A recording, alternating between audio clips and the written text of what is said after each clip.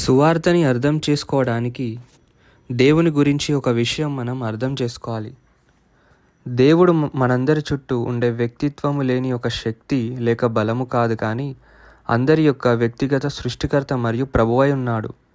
ఆదికాండం 1వ అధ్యాయంలో మనకు ఇది క్లియర్గా అర్థమవుతుంది. అద్వితీయ సత్యదేవుడు త్రిత్వముగా ఉనికి కలిగి ఉన్నాడని బైబిల్ మనకు బోధిస్తుంది. తండ్రి, కుమారుడు మరియు పరిశుద్ధాత్మ. మత్తయి 3వ అధ్యాయం 16వ వచనం నుంచి 17వ వచనంలో వరకు, మత్తయి 28వ అధ్యాయం 19వ వచనంలో మనకు త్రిత్వము ఉనికి కలిగి ఉన్నాడని బైబిల్ మనకు చెప్తుంది. వారు ఒకరి నుండి ఒకరు వేరుగా ఉన్న ముగ్గురు భిన్నమైన వ్యక్తులు, అయినా వారు ఒకటే కానీ ముగ్గురు కాదు. యోహాను 10వ అధ్యాయం 30 నుండి 33 వచనాల వరకు. వారు ఒకటే దైవతత్వమును ఒకటే దైవ లక్షణములతో పంచుకుంటారు.